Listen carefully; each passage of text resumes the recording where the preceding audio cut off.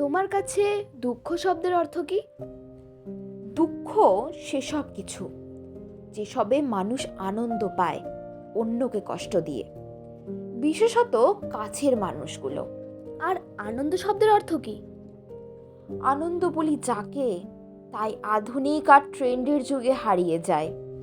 যেমন প্রিয় মানুষের চিঠি পাওয়ার লোভ বা তার অপেক্ষা।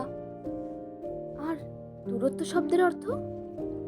যেখানে পাশাপাশি আছে, কথোপকথন আছে, হাসি আছে, তবে তা দুঃখকে আড়াল করে।